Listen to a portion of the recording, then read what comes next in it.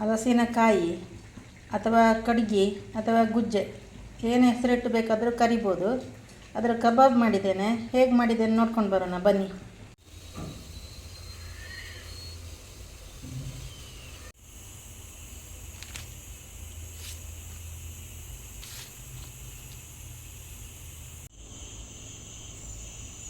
ಈಗ ಕಡ್ಗಿ ಕಟ್ ಮಾಡಿ ಹಲಸಿನಕಾಯಿನ ಕಟ್ ಮಾಡಿ ನೀರಿಗೆ ಹಾಕಿ ಇಟ್ಕೊಂಡಿದ್ದೇನೆ. ಇದನ್ನ ಇವಾಗ ತೆಗಿತೇನೆ, ನೀರಿಂದ ತೆಗೆದು ಇಡಬೇಕು. ಇವಾಗ ಶುಂಠಿ ಬೆಳ್ಳುಳ್ಳಿ ಪೇಸ್ಟ್ ಹಾಕ್ಕೊಳ್ತೇನೆ. 1 ಸ್ಪೂನ್ ಶುಂಠಿ ಬೆಳ್ಳುಳ್ಳಿ ಪೇಸ್ಟ್. ಆಮೇಲೆ ಅಕ್ಕಿ ಹಿಟ್ಟು ಹಾಕ್ತಿದ್ದೇನೆ. ಅಕ್ಕಿ ಹಿಟ್ಟು ಒಂದು 3 ಸ್ಪೂನ್ ತಗೊಂಡಿದ್ದೇನೆ.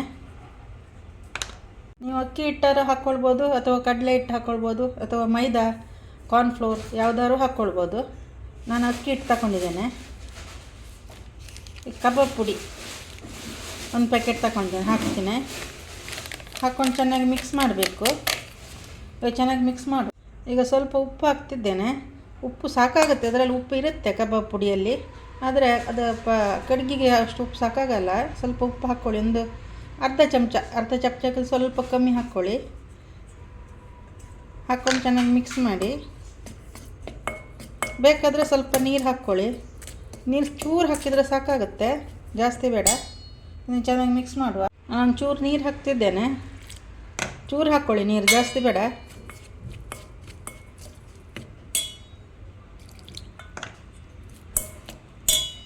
ನೀವು ನಾನ್ ವೆಜ್ ತಿನ್ನುವರಾದ್ರೆ ಸ್ವಲ್ಪ ಒಂದು ಮೊಟ್ಟೆ ಹಾಕ್ಕೊಳ್ಳಿ. ನೀರು ಹಾಕ್ಕೊಳ್ಳೋದು ಬೇಡ. ಮೊಟ್ಟೆ ಹಾಕ್ಕೊಂಡು ಅಕ್ಕಿ ಹಿಟ್ಟು ಹಾಕೋದು ಬೇಡ. ಮೊಟ್ಟೆ ಹಾಕ್ಕೊಂಡು ಕಬಾಬ್ ಪುಡಿ ಶುಂಠಿ ಬೆಳ್ಳುಳ್ಳಿ ಪೇಸ್ಟ್ ಹಾಕಿ ಚೆನ್ನಾಗಿ ಮಿಕ್ಸ್ ಮಾಡಿದರೆ ಆಯಿತು. ನಾನ್ ವೆಜ್ ತಿಂದಿದ್ದವರು ಅಕ್ಕಿ ಹಿಟ್ಟು ಹಾಕ್ಕೊಳ್ಳಿ. ಅಕ್ಕಿ ಹಿಟ್ಟು ಹಾಕ್ಕೊಂಡು ಸ್ವಲ್ಪ ನೀರು ಹಾಕ್ಕೊಳ್ಬೇಕು. ಈಗ ಕಡ್ಗಿ ಹಾಕ್ಕೊಂಡು ಸ್ವಲ್ಪ ಮಿಕ್ಸ್ ಮಾಡ್ಕೊಳ್ಳುವ. ಹಲಸಿನಕಾಯಿ ಹಾಕ್ಕೊಂಡು ಸ್ವಲ್ಪ ಮಿಕ್ಸ್ ಮಾಡ್ಕೊಳ್ಬೇಕು. ಹೀಗೆ ಇದು ಚೆನ್ನಾಗಿ ಮಿಕ್ಸ್ ಆಯಿತು. ಒಂದು ಅರ್ಧ ಗಂಟೆ ಇಡುವ. ಅರ್ಧ ಗಂಟೆ ಅಥವಾ 1 ಗಂಟೆ, ನಿಮ್ಗೆ ಪುರ್ಸೊತ್ತಿದ್ರೆ 1 ಗಂಟೆ ಇಡಿ. ಸ್ವಲ್ಪ ಉಪ್ಪು ಖಾರ ಎಲ್ಲ ಸ್ವಲ್ಪ ಇಟ್ಕೊಳ್ಬೇಕಲ್ಲ, ಅದಕ್ಕೆ ಒಂದು ಅರ್ಧ ಗಂಟೆ ಇಡ್ತೇನೆ.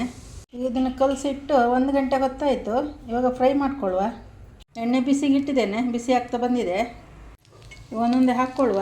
ಮೀಡಿಯಮ್ ಉರಿಯಲ್ಲಿ ಇಟ್ಕೊಂಡು ಫ್ರೈ ಮಾಡ್ಕೊಳ್ಬೇಕು. ಜಾಸ್ತಿ ಫಾಸ್ಟ್ ಇಡಬೇಡಿ ಉರಿ. ಇವಾಗ ಮೀಡಿಯಮ್ ಉರಿಯಲ್ಲಿ ಇಟ್ಕೊಳ್ಳಿ. ಈಗ ಒಂದೊಂದೇ ತೆಗೆದು ಹಾಕ್ಕೊಳ್ಬೇಕು. ಇವಾಗ ಮೆಲ್ಲ ಉಲ್ಟು ಹಾಕ್ಕೊಳ್ಳುವ. ಸ್ವಲ್ಪ ಕಾದ್ರ ಮೇಲೆ ಸ್ವಲ್ಪ ಉಲ್ಟು ಹಾಕ್ಕೊಳ್ಬೇಕು.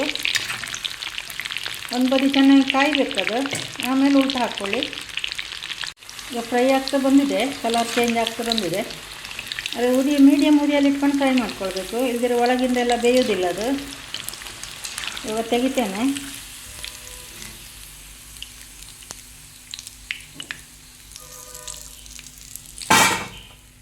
ಮತ್ತೊಂದು ಸಲ ಹಾಕ್ಕೊಳ್ಬೇಕು. ಹಾಗೆ ನೀವು ಹಾಕಿದ ಕೂಡಲೇ ಈಗ ತುಂಬ ನೊರೆ ಬರುತ್ತೆ ನೋಡಿ.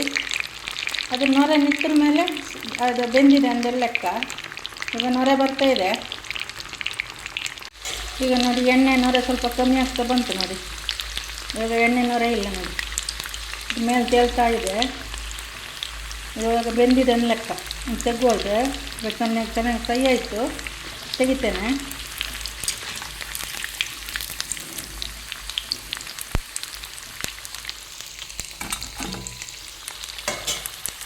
ವಿಡಿಯೋ ಇಷ್ಟ ಆದಲ್ಲಿ ಒಂದು ಲೈಕ್ ಮಾಡಿ, ಹಾಗೆ ನಮ್ಮ ಚಾನಲ್ಗೆ ಒಂದು ಸಬ್ಸ್ಕ್ರೈಬ್ ಮಾಡಿ.